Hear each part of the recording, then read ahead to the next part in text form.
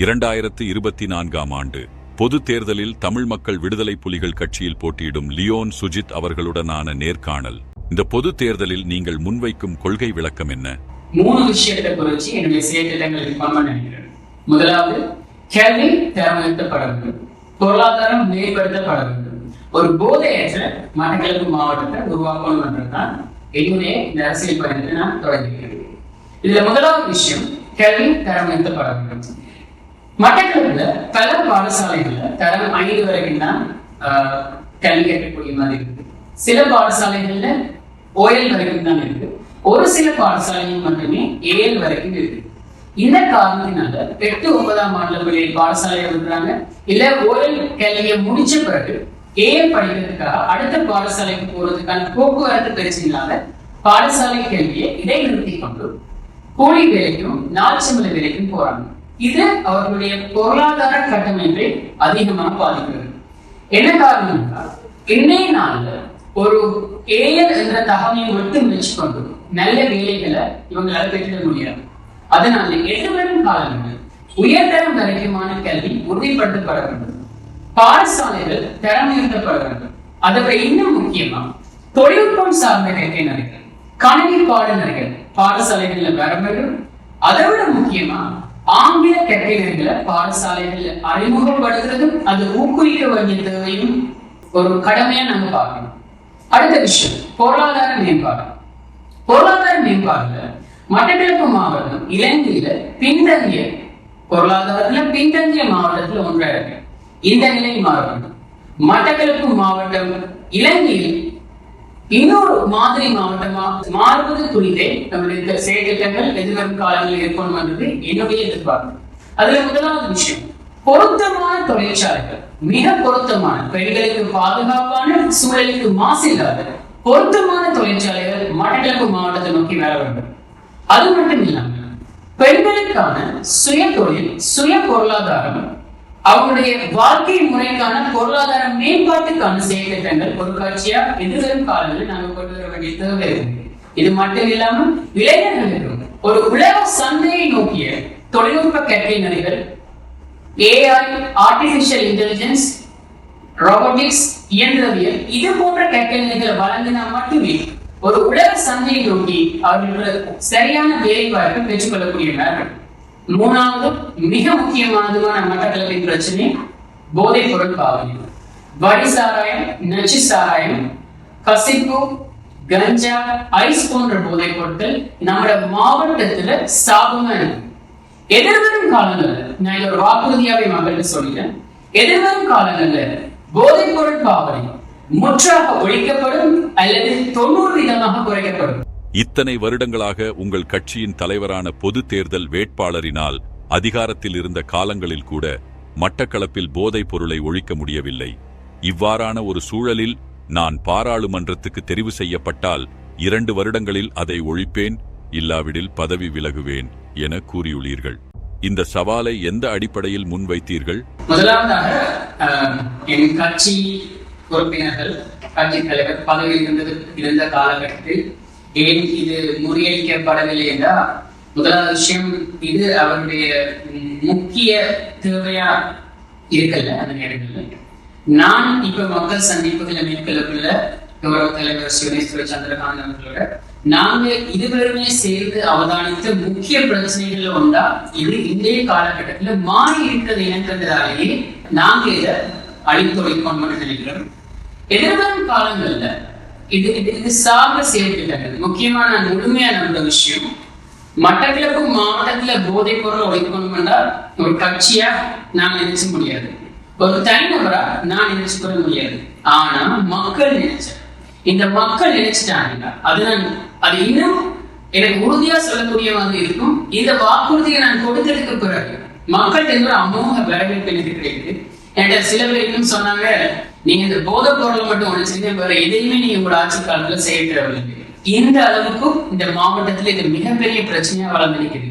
So எதிர்வரும் காலங்கள்ல மக்களால் அமைக்கப்பட்ட குழுக்கள் கிராமங்களில் போதைப் பொருள் ஒழிப்புக்காக நியமிக்கப்பட்டு இந்த குழுக்களின் உதவியோடையே மட்டக்களப்பு மாவட்டத்தில் இருந்து போதைப் பொருள், சட்டவிரோதமான போதைப் பொருள் முற்றாக அழிக்கப்படும்.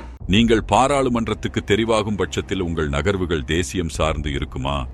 இது ஒரு மிக முக்கியமான கேள்வி. பாராளுமன்றம் சென்ற பிறகு என் நகர்வுகள் தேசியம் சார்ந்து நிச்சயமாக எல்லாவற்றுக்கும் முதல் நான் ஒரு இலங்கை குடிமகன். தேசியம் சார்ந்து இருக்க வேண்டியது ஒரு முறையான விஷயம்.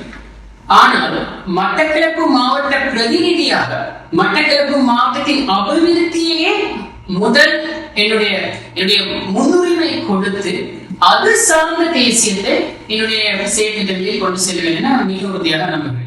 உங்கள் கட்சியில் முதன்முறையாக மொழியில் தேர்ச்சியுடைய நன்கு படித்த இளைஞரான உங்களுக்கு கட்சியில் முக்கிய பதவி வழங்கியுள்ளனர்.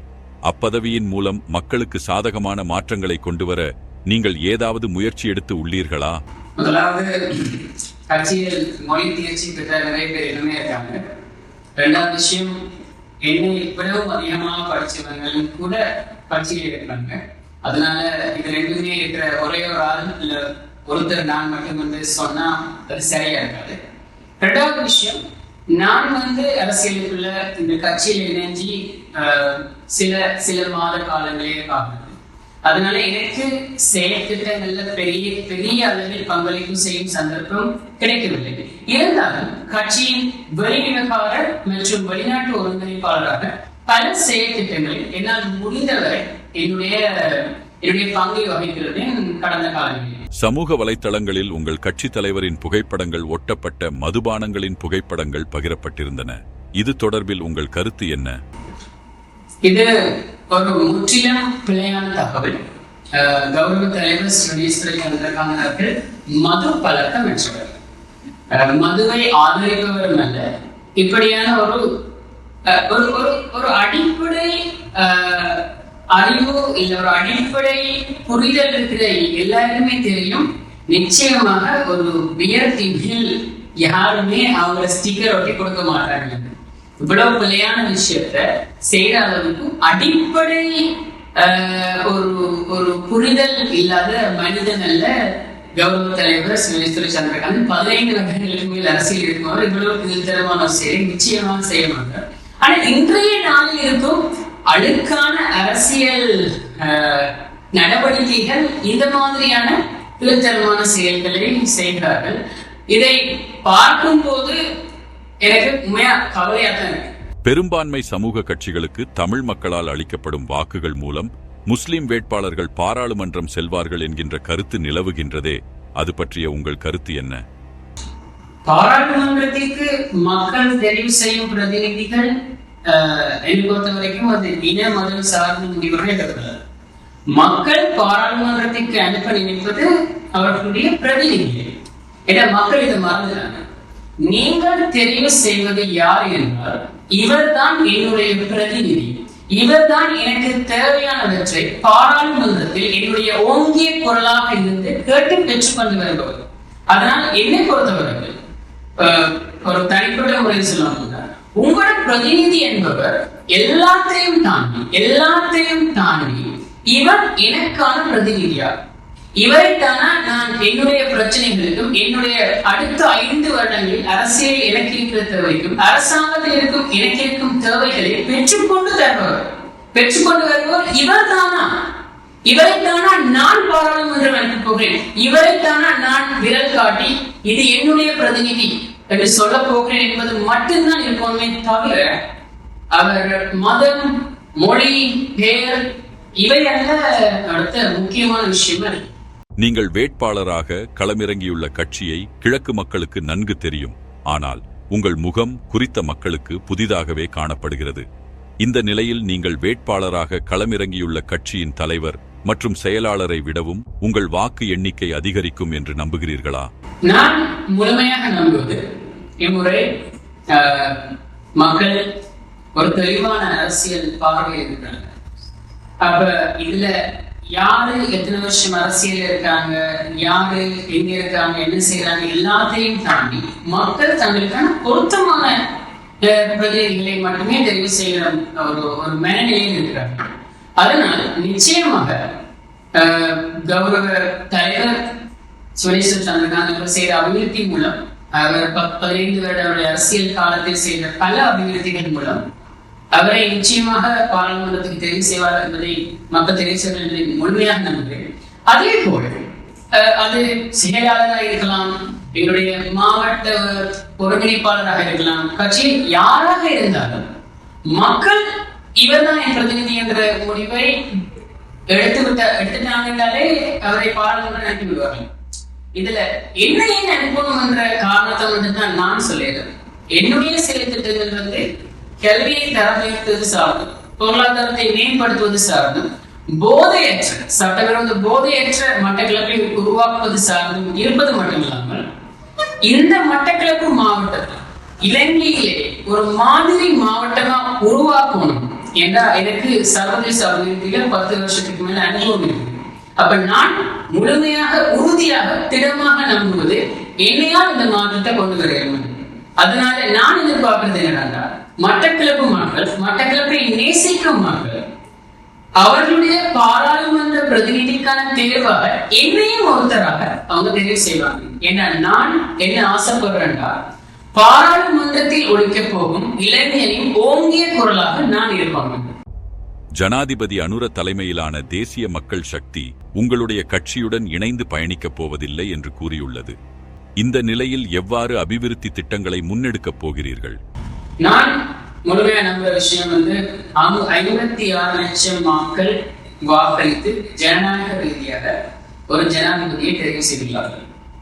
இந்த ஜனநாயக ரீதியாக தெரிவு செய்யப்பட்ட அரசாங்கம் ஜனநாயக ரீதியாக மதசார்பற்ற, பக்கசார்பற்ற, கட்சி சார்பற்ற, இன சார்பற்ற முடிவுகளை மட்டும்தான் எடுப்பாங்க. நான் முழுமையா நம்புறேன். ஏனென்றா பாராளுமன்றத்துல மக்களால் தெரிவு செய்யப்படுற 225 பேரும் மக்கள் பிரதிநிதிகள். ஏதோ எந்த இன மக்களோ, எந்த மத மக்களோ, எந்த கட்சி சேர்ந்த மக்கள், எந்த கட்சி சேர்ந்த பிரதிநிதிகளோ என்றதை தாண்டி இவர்கள் அனைவரும் மக்களால் தெரிவு செய்யப்பட்டவர். அப்போ ஒரு ஜனநாயக அரசாங்கமா அவர்களுடைய அமைச்சு பதவியோ பொறுப்புகளோ வழங்கக்குள்ள நான் முழுமையா நம்புவது தற்போதைய அரசாங்கம் தகுதியை மட்டுமே மையமாக கொண்டு, அனுபவத்தையும் தகுதியை மட்டுமே மையமாக வைத்துக் கொண்டு அமைச்சு பதவிகளையோ பொறுப்புகளையோ தீர்மானிப்பாங்க என்றதையும், அப்படி தீர்மானிப்பதுதான் மிகச் சரியானதா இருக்கும் என்றதையும் நான் முழுமையா நம்புறேன். அப்படி இல்லாம இது ஒரு பக்கசார்பற்ற விதத்துல தெரிவாகாது. ஏனென்றால் இப்ப தெரிவு செய்யப்பட்டிருக்கிற அரசாங்கம் ஒரு ஜனநாயக முறையில எல்லாத்தையும் கொண்டு செல்ல வேண்டும் என்று நம்புறதால நான் இதை உறுதியா நம்புறேன். தேர்தல் நெருங்கும் காலப்பகுதியில் உங்கள் கட்சியின் தலைவரை ஈஸ்டர் தாக்குதல் தொடர்பில் வாக்குமூலம் வழங்க வருமாறு குற்றப்புலனாய்வு திணைக்களம் அழைத்துள்ளது. இது உங்கள் கட்சிக்கு கிடைக்கப் போகும் வாக்கு எண்ணிக்கையை குறைக்கும் என்று நினைக்கின்றீர்களா? நிச்சயமா, மிக நிச்சயமா என்னால சொல்லலும். இந்த பிரச்சனை வந்தது கூட ஒரு விதத்துல கட்சிக்கு ஒரு விதத்துல இன்னும் உறுதித்தன்மையை கொடுக்க போவதே தவிர, இன்னும் வாக்காளர்கள் அதிகப்படுத்த போவதே தவிர குறைக்க போகல. ஏன்னா இந்த மாதிரியான ஒரு நேரத்துல, ஒரு 2 நாள்ல பரப்புற முடிய நேரத்துல, பிரச்சாரம் முடிகிற நேரத்துல இப்படி ஒரு விஷயம் நடக்குது ஒரு விதமான அரசியல் நாடகம். மக்கள் இதெல்லாம் நிறைய பார்த்துட்டாங்க. கடந்த கால அரசியல் இந்த மாதிரி நிறைய நாடகங்களை மக்கள் பார்த்து நல்ல தெளிவா தான் இருக்கிறாங்க. அது மட்டும் இல்லாம வாங்க உங்களோட ஒரு ஸ்டேட்மெண்ட் எடுக்கணும்னு சொல்லலாம். அரசியல்ல மிக சாதாரணமான விஷயம். இதனால மக்கள் மாற போறதும் இல்லை. இந்த அளவுக்கு புரிதல் இல்லாம மக்கள் இல்லை. ஏன்னா இந்த பிரச்சனையை நம்ம மாச கணக்குல கழிச்சு கொண்டே இருக்கோம். கல்யாணம் இப்படி நடக்க போகுது, அப்படி நடக்க போகுதுன்ற விதத்துல நம்ம கழிச்சு கொண்டே இருக்கோம். மக்களும் இதை பார்த்து கொண்டுதான் இருக்காங்க. கடைசி நேரத்தில் நடந்தது ஒரு சின்ன நாடகமே தவிர, இதனால இன்னும் அதிகமா தமிழ் மக்கள் விடுதலை புலிகள் கட்சிக்கு வாக்குகள் விழப்போது. என்னென்றா மக்கள் பார்க்கிறாங்க இந்த கட்சி நேரடியாக தாக்கப்படுது. கௌரவ தலைவர் சிவனேஸ்வரர் சந்திரகாந்தன் கூட அந்த தேர்தலில் 54,000 மக்களின் மனதை வென்றவர் மக்கள் பிரதிநிதி. அவரை இப்படி ஒரு அவருக்கு ஒரு பிம்பத்தை உருவாக்கணும் என்றது கொஞ்சம் என்னால இன்னும் அதை சொல்றேன். அது இன்னும் கொஞ்சமே இப்ப இதை செய்யாமல் இருந்திருக்கலாம். இது பொருத்தமானதல்ல என்று நான் சொல்லியிருக்கேன்.